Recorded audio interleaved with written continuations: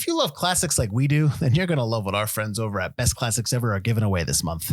Through December 30th, they're giving away Amazon Fire streaming sticks, free 30-day, 60-day, and annual subscriptions. Plus, one grand prize winner is going to get a lifetime subscription.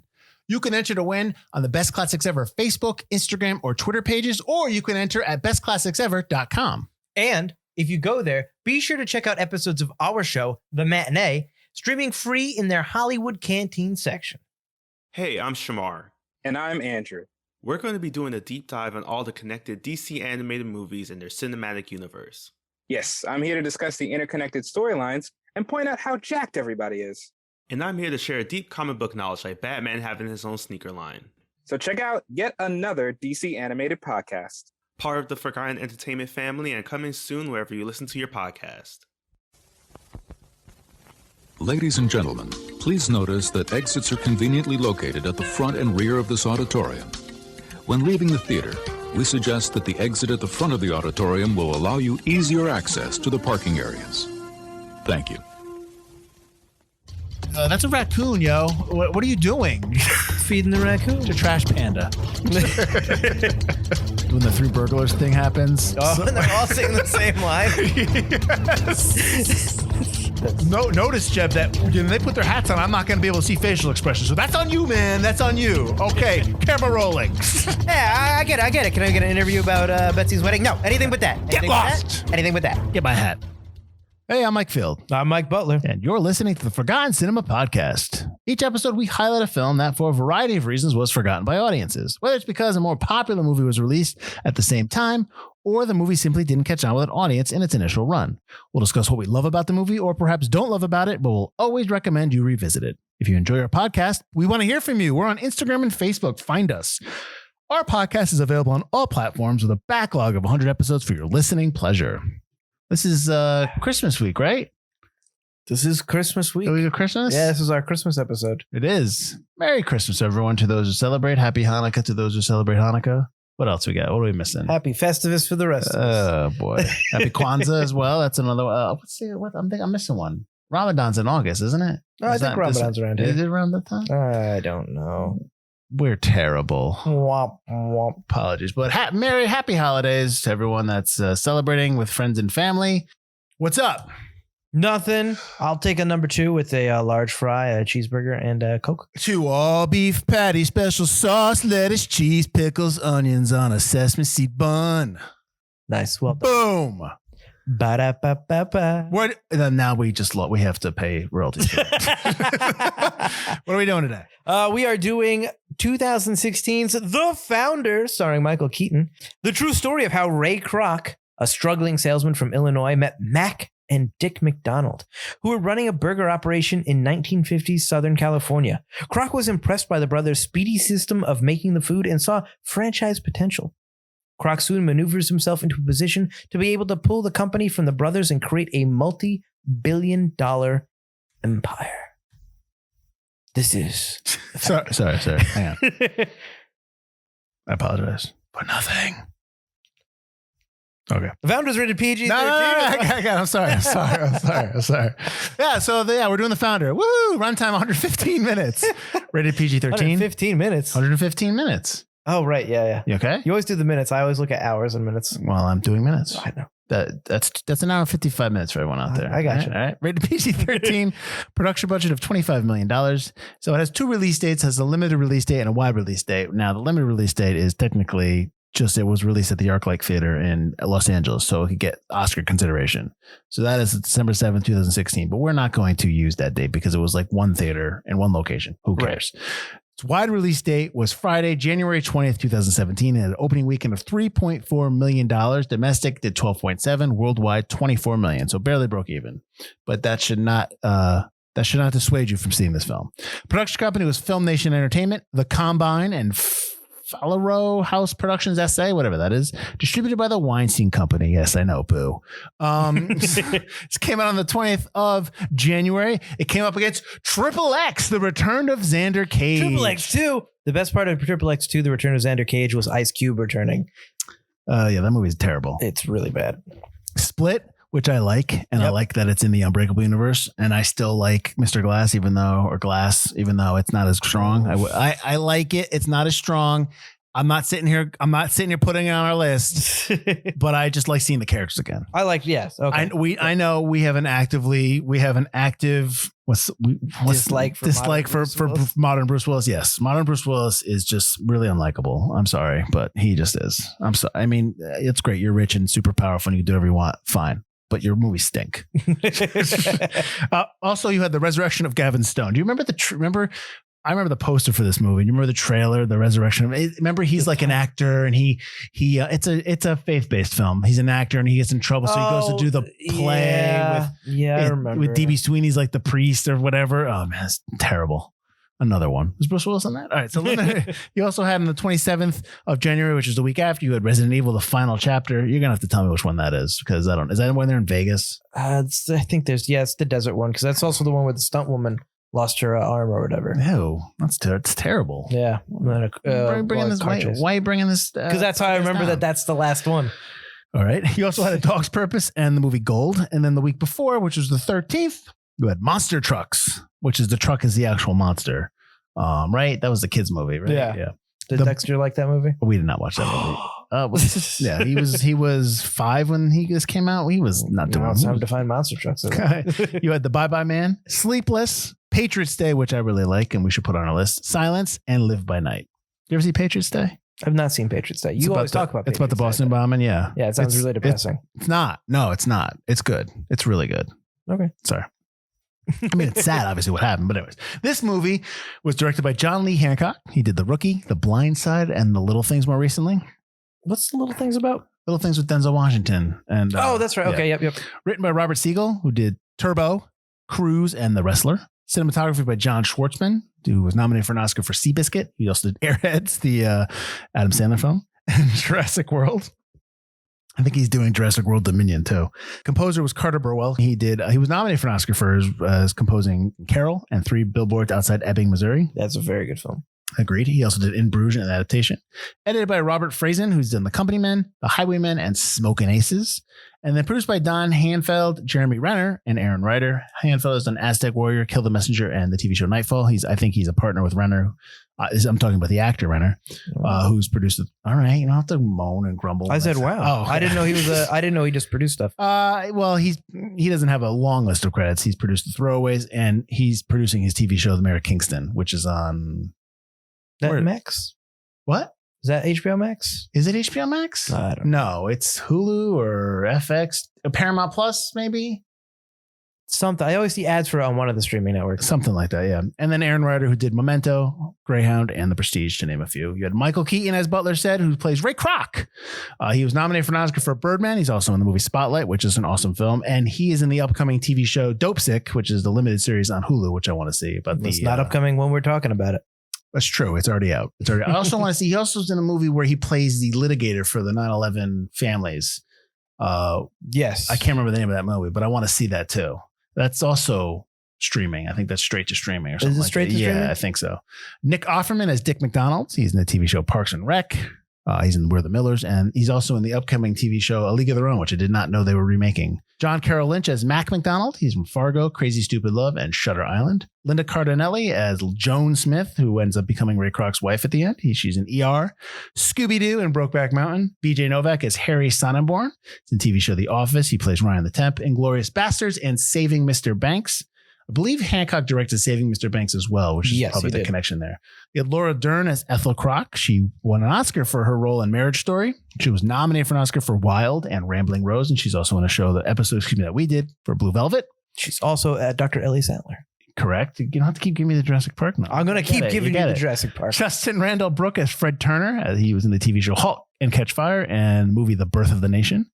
Not the old one, the new one. Kate Nealand as June Martino. She's in Standing Up and Hidden Figures. And then Patrick Wilson as Raleigh Smith.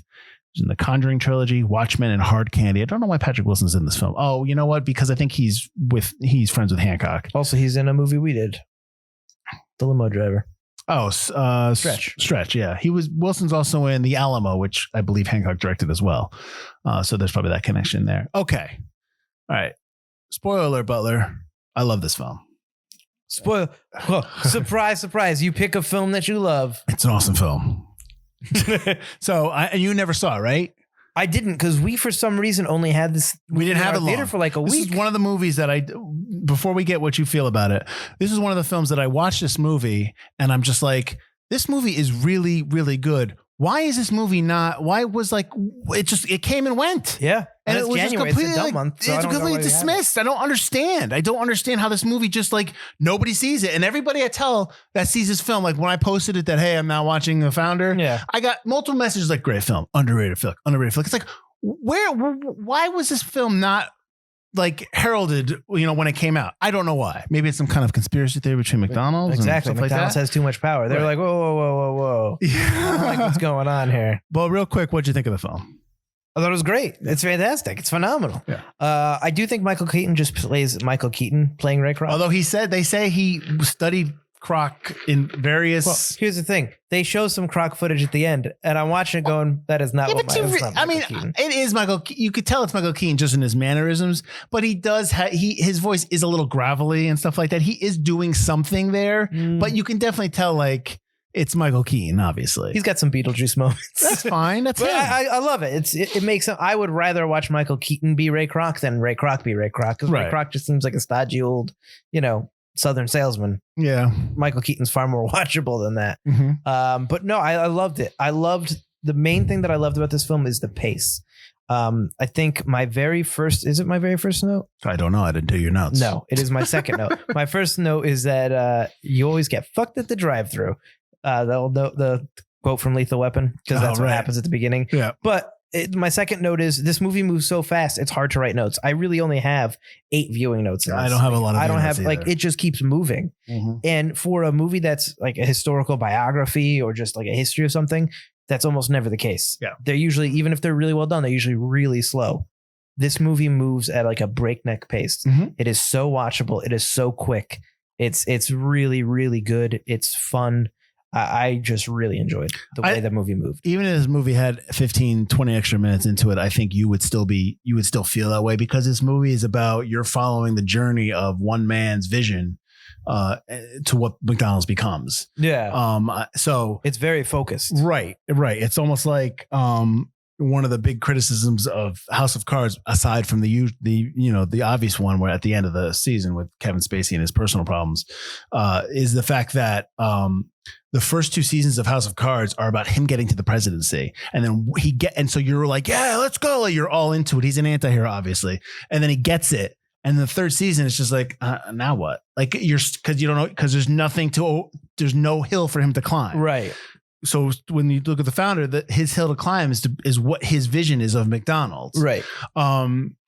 This movie it's funny because one of the things, and when I watched this movie before and I've told people about it, it's like I'm rooting for Ray Kroc immensely in this film, but second rewatch, obviously what's happening between him and Mac McDonald. It's like, you feel for the McDonald's, the brothers. Absolutely. Yeah. But as equally as I feel for the McDonald's and the brothers in terms of like what they did, the speedy system that they created, I still root equally for Ray Kroc, because my note is that the Dick and Mac McDonald are brilliant in terms of how they devised the speedy system and what they came up with. They basically almost created fast food. Right. Because you could get a burger, you got to wait half hour. That was the whole thing. Like, it's always wrong. They basically made it so that you want something, boom, let's go. You got it. Mm-hmm. But Ray Kroc is a visionary because he saw what the potential of that was. Right. And it's just because he says it in the movie, and he says it a couple times. Like when you say McDonald's, it's just like America. It's synonymous. Yeah. It's the name. It could be anything. It could be anything for anybody. And it is now. Look at it now. It's a huge symbol of capitalism and commerce in America and the American dream. I love that scene where he goes, church steeple, American flag, yes. City Hall, church steeple, American. But what if it was golden arches? Like, he has that vision. Right. it's absolutely impossible not to root for him until you kind of see like a turn in his behavior. And Well, even where- then you where'd still you- kind of understand it. But Where is that turn for you? I think that turn is at the end when he's going to lose his house. He's not making money and the brothers still won't budge.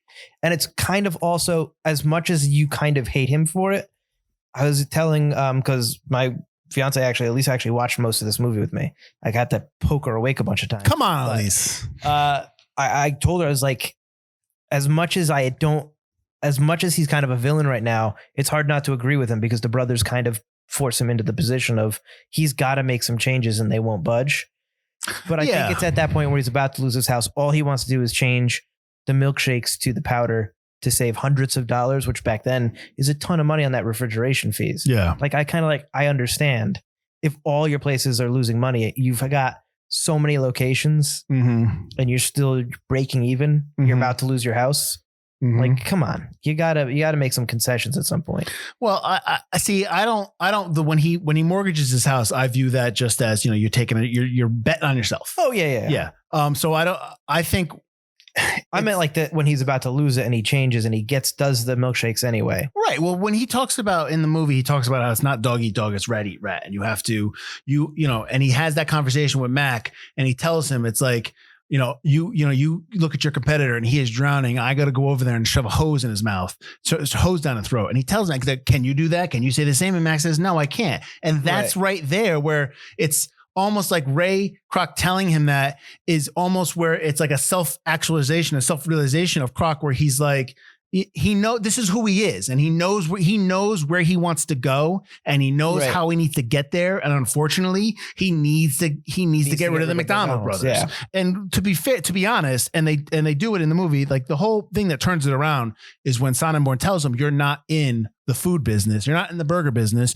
You're in the land business." Right. And he just and that's like the Sonnenborn model. They talk about it in McDonald's to this day, even though he's not part of the company anymore. About how they are one of the largest landowners in the world, in the United States. Right. I only actually just found out about that a couple of weeks ago. I read that fact and I was like, wow, it's the world actually. Yeah, exactly. Second largest landowner in the world or something like that. Yeah, because they buy the land. You want to lease it? You got to lease it from us. Yep. So there's already a revenue stream going to them, regardless of what you do and where you stuff, all the deals that they make for your franchise. Yep. So it's like, and if you don't do what you're supposed to say, we're going to pull the lease. And it's just like, holy crap. It's like, that's amazing. And that's what basically gets Kroc the money he needs to tell the McDonald's, see you later. Yep. And he tells him, like, I want them gone.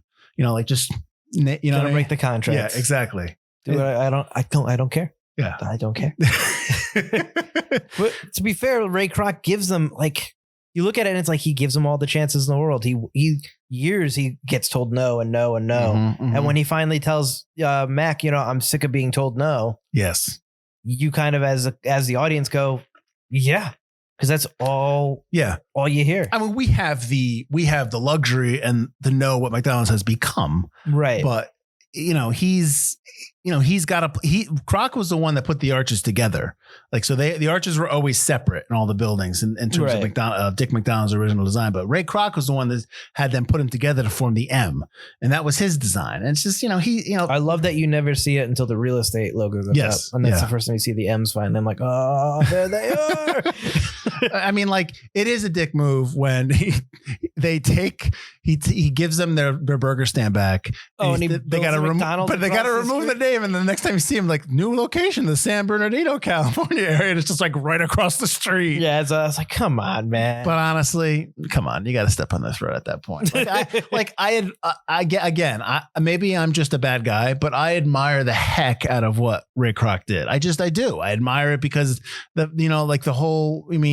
just the vision he had to what he wanted to become. And this is he's 52 years old when he's doing this. This is when he starts this. Right. Which is another amazing thing that, it's so late in life and that he's a struggling salesman. I like the fact that I love when he tries to get the franchise to the guys that have the money, the money, and the guy, and they keep screwing up because they're selling chickens and biscuits and What's this? What's this? They And he could puts care the less, lettuce. yeah. Just lettuce. Yeah. And he knows that he needs people like him. He needs other salesmen. So when he meets the Bible salesman who happens to be Jewish, he's like, how does that work? And he's just like, I got to make money. And he's John's just like, trying to get and it's by. like right there, he knows that this guy's going to hustle for it. Yep. This is like the ultimate, like you talk about it now with Gary Vaynerchuk and all these people talk about hustling and all that stuff, even though he's talking about being nice now and being nice to people. But everyone's all about side hustles and all about getting at it, going at it. Ray Kroc's the originator of that. That's why he goes to the VFW and he gets the army vets who need jobs. He's getting people that know that will roll up their sleeves and be there and put their soul into it, but put their heart into it to care about what's going on. The husband and wife team. Yeah. Yeah. So let me ask you this. Yes. Tom Hanks turned down the role. Would you have liked Tom Hanks in this or Michael Keaton? Could you see Tom Hanks in this? Michael Keaton. No, I couldn't see Tom Hanks in it. All right. Tom Hanks is the America's nice guy. And I really can't see him being he's great. And I'm sure I would have watched him and been like, Tom Hanks is so good. Yeah, but he's in this robot movie coming out. Are we going to watch it on that Apple? No, it's all about him trying to That's weird. make a life for his dog with a robot. That's weird, The right? dog, I'm not watching a movie with a dog. No more, especially with Tom Hanks in it. I know what happens when dogs team up with Tom Hanks. But I think Michael Keaton was perfect for this role. I think it's great. I love Keaton. I don't think he does enough. But here's the thing. Where's the nomination for my guy? Yeah. Where's the nomination? I'm going to give you the nominees for that 2016? year. All right. So it's the 2016 the movie came out in 2016. So it's the 2017 Oscars. It's the 89th Academy Award ceremony. Here are the nominees. Casey Affleck for Manchester by the Sea, who won. Okay. Andrew Garfield for Hacksaw Ridge. Yeah. Ryan Gosling for La La Land. Denzel Washington for Fences. And Viggo Mortensen for Captain Fantastic. In all fairness to Andrew Garfield, I think Michael Keaton should have got nominated for The Founder. Yeah. I mean, that movie doesn't work unless Keaton's is magnetic in it. Right. And I know that Hacksaw Ridge is it's a war film. It's about a guy who, doesn't want to fight. Right. Yeah. He doesn't want to pick up a gun. I get it, but I get it. It's a popularity contest, but you got to tell me you couldn't get Keaton a nod for that. I mean, why? Because he already had nominated for Birdman. He can't get another. He got snubbed for Birdman, man. He got nominated. He didn't win. Yeah, he should have won. Well, whatever. My man took out his acceptance speech. He was so sure he was going to win. I put it back in his pocket. He should have got nominated for this movie. This is a movie that you're like. It's called The Founder because it relies on him 100%. Well, what's funny is like if this is the type of film that maybe in the 90s, this is a movie that would automatically get him a nomination. You know what I mean? Like just the way movies are viewed now and stuff like that. All right. So I talked to you about Tom Hanks. I like John Lee Hancock. I like his directing style. He's very quick. He's very efficient. Right. He doesn't shoot. This movie didn't shoot. They only did 8 to 10 hour days because he's just super prepared. He doesn't overshoot, which I love. So, he's a professional, which is fantastic. Right. But the Coen brothers were going to direct this film and they couldn't do it because there was scheduling conflicts with Hail Caesar, and they wanted to direct this film after they read the script. Now, all fairness to John Lee Hancock, I would have liked to have seen a Coen brothers Founder. I don't know. I know I like them a lot, but I mean, I think the Coen brothers movie would meander. Oh, come I don't on, think it would. You're acting like they don't know how to do pace. No, I don't. This movie would be 3 hours if they did it. This movie moves. This movie is quick. This movie is great. This movie, the breakneck pace is what I love about this movie. And I also love the way this movie looks. I don't know if the Coen brothers would go for as colorful of a film. Are you serious? Have you watched the Coen brothers films? Yes. I disagree with you. So I think it would have been a good film, but I don't think I would have liked it as much as I like this. I think this is the perfect combination with John Lee Hancock and Michael Keaton. Listen, I'm not, like I said, I like the movie quite a bit, but I would have been okay with the Coen brothers directing this film. That's all I'm saying. But that's not the Coen brothers filming a poop. Okay, but it would be really good.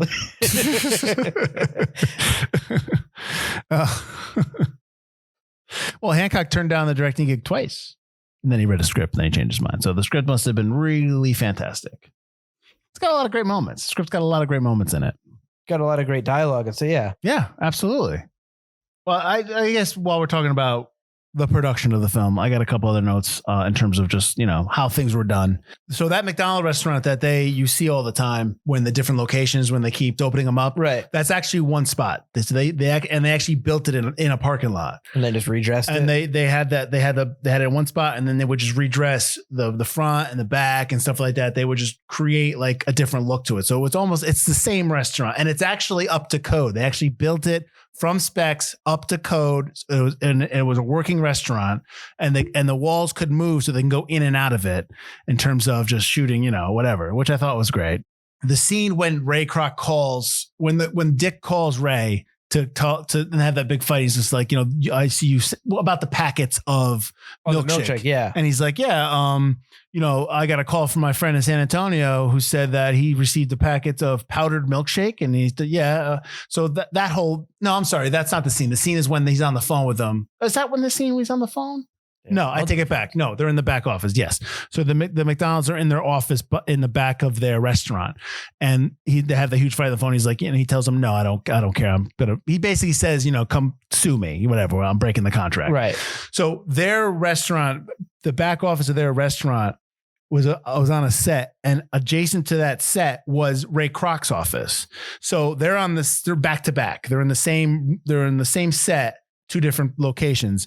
They rigged the phones to have speakers so that you could hear the dialogue on each side. So they did that scene they're back to back. They filmed both sides at the same time, and they did the phone conversation as they shot the scene so that they could have their reactions be automatic. I like that. It's like a play. But it's great. It's great. That's great for the actors. That's great just for the logistics of it. It's great to just be a part of that in terms of like putting that together. I think that's fantastic. But it's so that they could react to each other's voice and each other's dialogue in the moment. And you know what I mean? Right. Yeah, absolutely. Yeah. So I thought that was really cool. And that's a great scene too. That's a really good scene when he's just like, nah. Yep.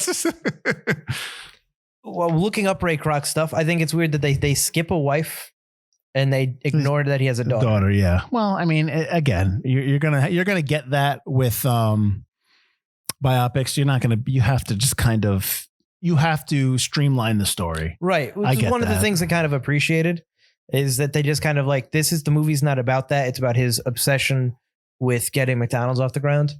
Yeah. He needs a daughter at that point. And the daughter is older at that point as well. He has a vision and he wants to make it happen. And his whole relationship with his wife, Ethel, is like, I feel bad for her because she wants a husband that is there. She wants, it's almost like she married Ray thinking that she was getting a certain type of husband and not realizing he was a traveling salesman or what have you, and she kept waiting for him to change and he was never going to change. And she's supportive, but she's not, it's not that she's not hungry. She doesn't have that same drive. She doesn't. She just wants to go to the club for dinner every night. Yeah. And just kind of like, be rich and enjoy it and I get that. And like, that's what she wants. She wants different things. And he divorces her and he's just like, they're eating dinner and he's just like, I want a divorce.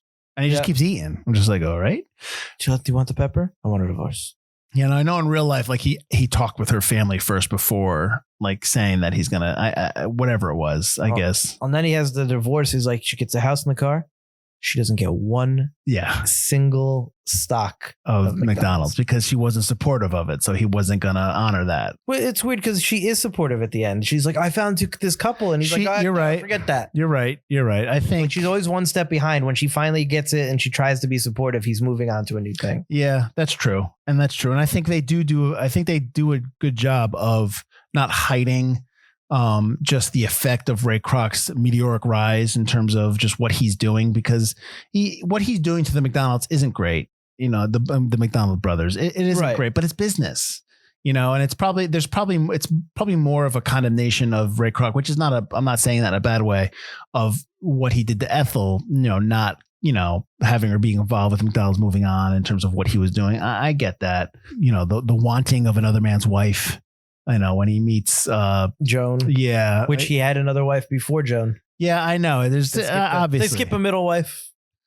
And like, that's the thing. Like, they never really they never really go through. They never really go to that. You get the conversation on the phone when she's telling him about the Minneapolis, the ballparks that are opening up in Minnesota, and you get the idea that like that's kind of they give you like these loving looks between each other, but like she recognizes that he is somebody who's very has extreme ambition, and I think that's what attracts her to him. Oh sure, yeah. And so but then you get the idea that obviously they're not affair, but their flirtation begins and keeps going in terms of that phone call he has, and he's just like, you really go for and she talks about ambition and stuff like that, so you get all that, but they never really kind of give you that moment that she leaves her husband or anything like that until the end of the movie when she just shows up. Yeah, she's his wife while he's doing his little like the speech he's going to do for Reagan. Yeah. You talk about how he had like multiple wives and they didn't have them in there. Yeah. He also tried to do this franchising before in real life, before McDonald's. He approached the Apple Pan restaurant in 1949, and then Carl Karcher from Carl's Jr. A couple years later. So like he's tried to, I think he saw the potential of franchising. Right. So I think but I think I guess what they're saying in the movie, maybe the name McDonald's is what kind of solidified it for him. That's the thing, man. It could be anything. Kroc is just a Slavic name. It just doesn't work. Kroc shit. But McDonald's, it's hope. Different. So they talk about the deal that he makes with the McDonald brothers, where they each get $1 million. They basically get $1,350,000, but it becomes $1 million each. Yeah. And they get that, and they get to keep their restaurant, right? They get to keep their restaurant, but they can't use the McDonald's name. And the handshake deal is not in the original proposal. Like that was something for the movie in terms of the handshake deal, that they wanted 1% of McDonald's, 1% of the company. Right. And I guess that's something that people think that the McDonald brothers heirs came up with in order to just like, they just kind of like said that. Oh, they said that, they wanted 1%, but that would have been 1% of the company would have been $100 million every year. Yeah. They said it at the end of the credits. Yeah. Awesome. But either way, but let's, in the concept of the movie and the handshake deal, why are you accepting that? You wouldn't accept that. His reasoning is such BS. And I almost get the look on Mac's face, like he knows it's BS. Yeah. And he's probably hearkening back to the rat eat rat conversation that he has with him. He knows it's crap, but it's like, why are you agreeing to that? Like, no. How about 0.5%? Like, if you know that he's going to take off, like, just why? Never do a handshake agreement. No. That's ridiculous. No, just so stupid. It's just, come on. Or film that handshake agreement. Back then, yeah. Yeah. Like, come on. Well, I think the movie does a really good job of playing both sides of Ray Kroc. I think that's kind of a great scene. I also noticed his suits kind of get darker as he becomes. He gets better. Yeah. He gets better suits, but they also become darker colors as he kind of becomes the owner of the founder. Sure. Maybe that's to show him becoming more of a shrewd businessman. Going to the dark side. Kind of, yeah. Because he always has light suits, or he's just wearing his t-shirt at the beginning with his tie, and then he's got tan suits, brown suits, and this final suit is this dark black suit. Mm-hmm. At the end of he's wearing a tux. He's got his. I meant when he's talking to the McDonald's at the end of the deal. He's wearing a black suit. Right. Yeah, he's got the tux on when he's doing his Reagan speech. Well, there's a couple moments in terms of filmmaking wise when he's walking out of the bank after yelling at the guy for calling his home to say that asking about a payment for the mortgage. And he's walking out of the bank, and it morphs cut into him walking towards the Minneapolis McDonald's, so we can look at Joan, creepy on her. That's a nice cut. The McDonald's brothers story about how they started is actually really well done, and it's like it's a complete exposition dump. But it's done in such, it's a story. Absolutely. I was watching it like, okay. The scene when they talk about how they had all the lights out and they were doing it, and they had a fly swarming and the flies, that was done by taking Cocoa Krispies and putting them up in a big fan, and the fan was just blowing Cocoa Krispies all over everyone, which is funny, which is great. But that whole scene, that whole storytelling moment about how they designed the Speedy system and how they, where they started and where they came from is and it's like 10, 15 minutes and it's really awesome because it's really well done. It's a great storytelling technique and you're invested into it. Yeah. Yeah. And it gives you a real good background, a real quick, because the movie's about Ray Kroc, but that gives you enough on how hard the McDonald's brothers worked on this place. Oh yeah. That helps you feel for the McDonald's brothers as Ray Kroc is screwing them over, because you should be rooting for Ray Kroc. And if you didn't have that scene, I don't know if you'd ever feel bad for the McDonald's brothers, because they just always say no. Yeah. But you don't have that background on why they say no. Yeah. You could easily, when writing the script, you could easily dismiss the McDonald's brothers' role in the movie. And to Siegel's credit, the writer's credit, he didn't. He made their major characters, they're major players, and I'm glad, because you want to know about them. Because like I said, when I said to start off the podcast, I equally feel the same. I equally feel the same admiration for the McDonald brothers, and also just sadness for what happens to them in terms of how Ray Kroc, does what he does and moves up. But I equally feel admiration for Ray Kroc and his rise. He worked hard to get it. Yeah. So that means that the script did its job. Yeah. So I completely dug all of that. And the Siegel talks about how the script is a cross between The Social Network and There Will Be Blood, which absolutely makes sense. Yeah. So, and like, cause in the Social Network, like, you feel bad for Zuckerberg at the end of that movie, because he's just sitting there waiting for the girl that he liked, that spurned him, that he started this whole thing to friend him on his own site. And you feel bad for him at the end. I don't feel bad for anybody. You know what I mean? In terms of the McDonald's brothers, like I genuinely leave the founder like with just like, man, you get like inspired. Good. Yeah. Yeah. That's because the McDonald's brothers put hard work in. They still got $1 million. Yeah. They do get screwed over, but it's not like terribly. I guess Ray Kroc succeeds. There's a note that says that, that I read, that, and take it for what it's worth, that it wasn't as bitter of a breakup as they make it out to be in the movie. I guess they were happy because they got a big retirement nest egg and they were happy. $1 million back then is, obviously a lot now. Yeah. And their restaurant was doing very well. And and there was a ceremonial like 50 billionth burger in 1984 that they did, and Dick ate it. Like they had Dick McDonald show up and eat it. So, but again, that might just be, who knows if that note is legit, but it's a movie. Well, I know exactly. Exactly. It's important to understand that. And we know this in a biopic, that everything you see on screen is not always how it happened. Right. Who knows if Sonneborn said, you're not in the burger business, you're in the lamb business. It's a great line, but who knows if, and then maybe that's not, maybe he didn't say it. Maybe he was just like, interesting. We should buy the, maybe it was done less. Well, I like that. Like apparently like 2 years later, they had a falling out and never spoke about McDonald's he won't talk about it again. Yeah. He would never talk about it again. He had an argument with Kroc about something, and then never talk about it again. And I was like, well, what happened? We'll never know. They're both dead now. Something must but like, even because in the end of the credits, they have the stuff, Fred Turner, which is interesting when he first meets him. He's like, Fred Turner. All right. Fred Turner. Like, all right. Yeah. But he's the one that sends McDonald's international. Yep. He's the one that makes Burger U. Yes. So like, it's just like, he also had a huge vision in terms of like what they were going to do. So I thought that was, interesting as well. It just wasn't, Ray Kroc knew America. He knew what would work in America, but Turner was like, we can make this global. Right. I mean, they're a mainstay. Like they're never going away. Absolutely. Yeah. But it's funny because their menu now is just full of different things. But that's what I was thinking burger, of, fries. Yeah. Biscuits. Go to the biscuit place. I know. Like people like fried chicken. Well, then you go to the fried chicken place. Well, that's another thing that I really like about the film is how like Ray Kroc and the McDonald's always fight, but Ray Kroc fights for the McDonald's vision. Like what Mac and Dick made.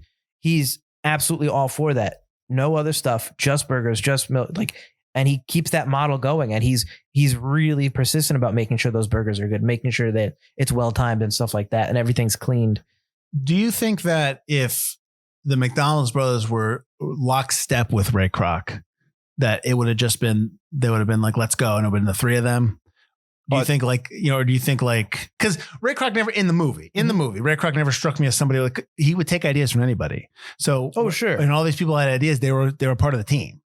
So like, it's not, I'm wondering like if the McDonald brothers are like, yes, we want to do this powdered milkshake. Let's go. Let's do like, would it have not have been like, they would have all owned the company. That's what I'm saying. Oh, I think absolutely. If they had played ball, it would have been the three of them.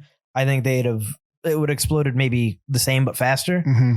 But again, that's the whole point is Ray Kroc wanting to take the next steps and the McDonald's brothers just not seeing the vision or seeing the vision and not wanting the vision. Well, they created the Speedy system, but Ray Right. Kroc is right. He is the founder of what McDonald's is today. They may have had the same name McDonald's. I mean, he basically just took the name. I mean, but he got the system going. He made the rest, but the McDonald's wouldn't grow it. Yeah, the brothers wouldn't. Yeah, they didn't want to. They tried it before, it failed. They were afraid. Yeah, they were afraid, and they were small time, like he says, and they wanted to make sure that the standards are up to their code, and but like owning the land makes sure that Exactly. Yeah, because make pull sure it that you from have them. to follow it. Yeah, Because that's what I was thinking when it started, which I'm glad they solved, because when he goes and throws that burger at the rich guy, it's like, well, that's still a McDonald's. yeah. You still got to find a way to make him do what you want. Mm-hmm. And getting poorer people, to run other McDonald's. Well, getting working people. Isn't going to help that guy stop his McDonald's that's wrong. Mm-hmm.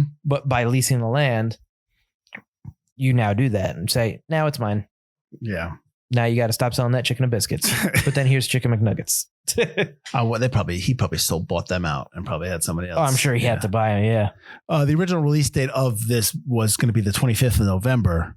Obviously that must have been the Thanksgiving weekend in 2016. And Weinstein Company moved it to August 6th because they wanted to show that a movie could have Oscar nominations that came out in the summer. That's why they moved it to the 6th. Then they changed their mind and moved it back to December 7th.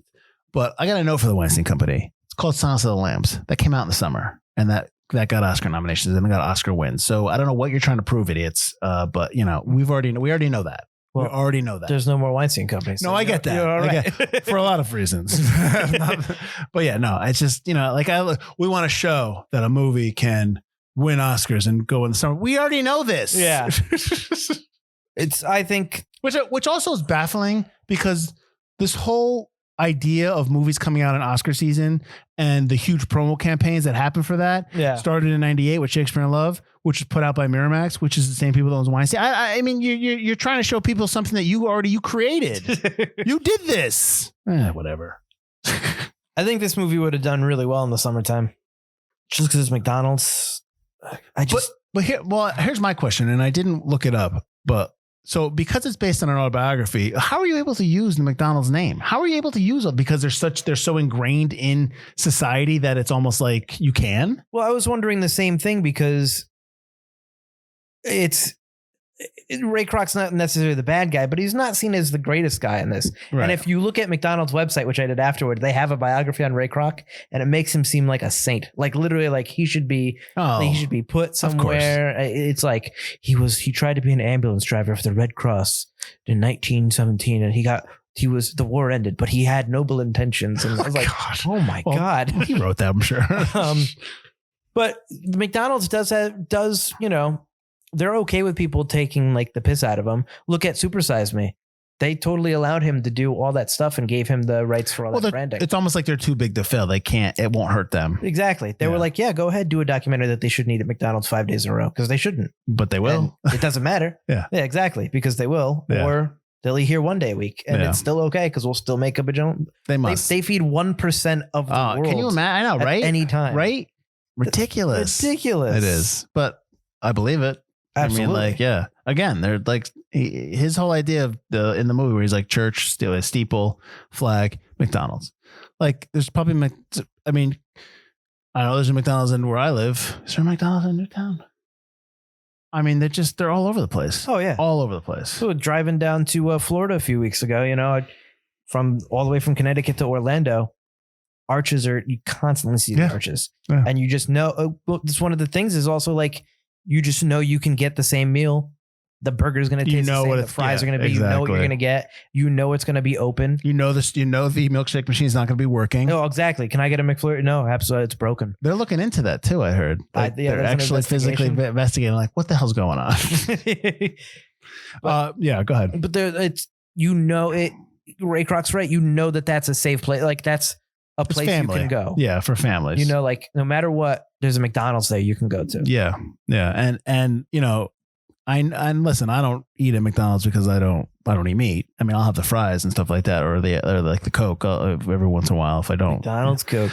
But still, yeah, no, we can get into like why that Coke's good. Because it's in silver can. Never mind. But because they store it in metal pouch. They store it in metal containers. Yeah. Coca-Cola and McDonald's have a long-standing French relationship, and they actually mention it in the movie. Yeah, the McDonald's brothers didn't want to go for it. Yeah, which is and it just seems like capitalism. Yeah, you own a restaurant.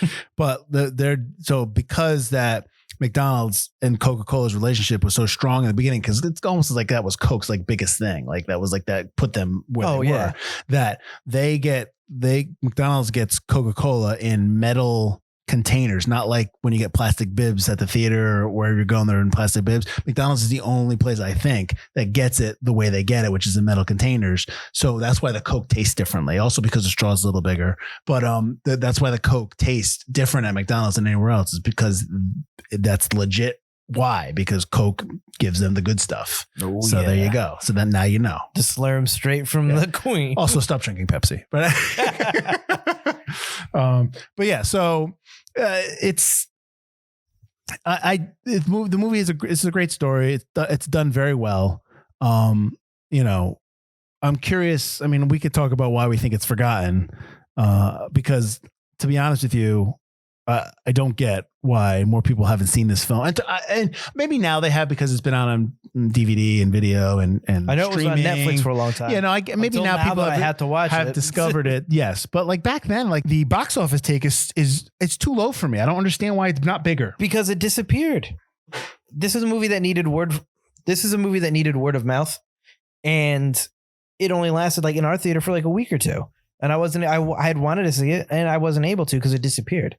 And I think that, you know, by the time somebody goes, oh, The Founder, you should check it out, it's really good. Well, I can't find any showtimes at my local theater because it's gone already. Well, here's the thing too. Well, you know what? I should have answered my own question because I talked about in the beginning. Its limited release date was one theater in LA. So it didn't really come out until January anywhere else. Right. It wasn't like it was a holiday movie. It wasn't like it was in a limit like New York and LA, or like, because when New York and LA, we usually get that. It wasn't like it was on 1,000 screens or 500 screens. It was nowhere. Literally on one screen. Yeah. And so like maybe the Weinstein Company completely screwed them over with their stupid change of the release dates. I don't want to watch a McDonald's movie. No one's going to watch it. No one watches movies in January. They don't. No movies in January ever become hugely successful. They just don't. Look what I just told you about the movies. I mean, granted, Split I did like, so Split was good, but like I don't even know how much. Split was a Shyamalan movie coming off of all his failures. Split was the thing that kind of put him back. Right. So I mean, I don't think anybody knew if that was going to do well or not. Oh wow! Never mind. Strike what I just said, because Split opened with $40 million that weekend. Opened with $40 million. $40 million, yeah. So Split opened to 3,000 theaters, and it did $40 million opening weekend. It did 138 domestic. It did 278 worldwide. Wow. You want to tell me Shyamalan can't make a movie? The Founder. Oh, see, here's the thing. Okay, so I told you Split opened up wide. It came out 3,000 theaters. Founder comes out in 1,100 theaters. A third of those theaters. And how many got pulled the second week? Yeah, I know. Well, you know what? I think I can find that out. Okay, because it just seemed like it just came and went at our theater. And that's a movie that needs word of mouth. Yeah. I can find that out. It's not a horror movie. It's not an action movie. You know, it needs people to go, hey, this movie's good. Go watch it. Yeah. Let's see. So it's opening weekend. It was in 1,100 theaters. The second weekend, same. It held, but it had 23% drop. Third week, which was February 3rd, it went down to 930. So, and then the fourth week, it went down to, they cut that in half, went down to 450 theaters. So I just don't. I think they screwed up. I think they screwed up putting it out in January, putting it super limited, which is just one theater just to get the Oscar buzz going. I think they screwed it up. In August. That was their original plan. Was great. So the original plan, what did I say? Was the 25th? Was the 25th, right? Mm-hmm. So that would have put it up against, let's see what it would have put up against. Because it didn't say they moved because they were scared of what was out. They said they moved because they wanted to prove something. So the 25th is actually the Friday after Thanksgiving, because the 23rd is the 25th is, the 23rd is the Thursday, is the Wednesday, excuse me. So the 23rd you had Moana, Allied, which is the Brad Pitt film, Bad Santa 2, and Rules Don't Apply, which is the Warren Beatty movie, or he directed it, or he's in it. I don't know. And then the 25th, you had nothing, because that nothing comes out of you had stuff that is like low stuff, like limited stuff. Right. So I don't know what, I mean, I get 23rd, it is packed. I mean, but some of those might've moved into there when Founder moved out, but that's a pretty strong weekend. But like, I just put it in August. Or put it in the first week of December. You had Incarnate and Believe, and that's it. So why not put it in the first week of December? They really just kind of. Well, you had Jackie, but that was a limited release. It just feels like they didn't really do this movie right. That's all. Like in terms of they didn't do right by this movie. That's what I meant to say. Yeah, they just didn't do right by this film, and everyone I talk to likes this film. Everyone I talk to gets super inspired by this film. It's an inspiring film. Right. It's a film about business. It's a film about McDonald's, and everybody loves McDonald's. Well, everybody knows McDonald's. It's something that people, like most people, you do, it's a biography about this guy, or it's a history of this. People are like, it's a history of McDonald's. Who isn't like somewhat curious about that? Right. It's almost like it's a modern day American dream kind of thing. Exactly. Maybe you don't eat at McDonald's, or maybe you don't like McDonald's in terms of their food or their quality. But McDonald's. But yeah, maybe the McDonald's near you is not well run, whatever. But it's what they became is pretty significant in terms of understanding. And, he's when he talks about it at the end, where he's just like, McDonald's can be anything. You have these things like Burger Barn and Burger this and Burger that. Nobody. Oh, the actual Ray Kroc thing. Yeah. Yeah. Like nobody cares. Like, but when McDonald's, like it's a symbol, and he's absolutely right about that. Yeah. And it's just like, like people that like we're in, like, are the podcast network and anything that people are trying to do their startup, and that whole conversation of like, you're not in the burger business, you're in the land business. Like, what really is your business that you're doing? What are you in? You need to look at what makes you money, what brings in the money. McDonald's is not a gimmicky name. It's not, no. So yeah, it's a really good film. I really like it, and I will always recommend it to people. And the fact that it's only 115 minutes is nice. Even though Butler wouldn't like a Coen Brothers film, I still would. Even though I like John Lee Hancock's direction in this, I like that he's efficient. I love all that. I just also like the Coen Brothers, but that's just me. But I also like the fact that Michael Keaton bought 2 ice cream trucks for the cast and crew, because he saw they were all tired after one hard day of work. Well, that's just a really nice guy thing to do. Well, I like to point out nice guy things. I've never heard that he was not a nice guy. No, he seems like an awesome guy. He watched Glengarry Glen Ross. He watched Michael Douglas in Wall Street, DiCaprio in Wolf of Wall Street, and Tom Cruise and Jerry Maguire to prepare for this character. Does that make I don't think he needs the Wolf of Wall Street thing, but all right. Well, DiCaprio, same thing, building something out of nothing. Yeah, but that movie's ridiculous. That movie's awesome. Because it's just ridiculous. Movie's awesome. It's okay. It's good. I just think people think it's like the greatest thing since sliced bread. I think it's mostly just them hanging out, which is funny, but no, stop. Anyways, we're talking about The Founder, right, Mike? Where can they find us? You can find us at ForgottenEntertainment.com or ForgottenCinemaPodcast.com. We are part of the Forgotten Entertainment family, so check out our family of podcasts. It's almost like we're franchising out podcasts. No. You're not in the podcast business. We're in the microphone business. The microphones. You can also find us on YouTube, Facebook, Spotify, Apple Podcasts, Google Play, wherever you get your podcasts. Feel free to like, rate, subscribe, put a review in there. Any of that good stuff helps our podcast grow. So help us out and spread the word about Forgotten Podcast. Forgotten Podcast. Don't start changing the name. At Forgotten Cinema. Spread the word. Yes, indeed. And enjoy us next week. Enjoy us and see us. Nope. It's spreading. Sorry, I got a frog in my throat. Indeed. Right. So we'll be back next week. We're going to be talking about the 2003 film, The Recruit, starring Al Pacino and Colin Farrell. That is a Butler special. So we'll see. And then I'm out of spy movies. Thank God. We're doing The Recruit next week. Yeah. That'll be next week's episode. Thanks for listening. Go watch The Founder if you haven't seen it. Sounds like you hate The Recruit. I wasn't a fan when it came out. So, but to be fair, I haven't gone back to it. So, You'll hate it. And I forgot to turn the furnace off, and it comes on at the end, which means it's time for us to go. That furnace sound means it's time for the mics to get out of here. I'm Mike Field. I'm Mike Butler. And this has been Forgotten Cinema, Furnace Edition.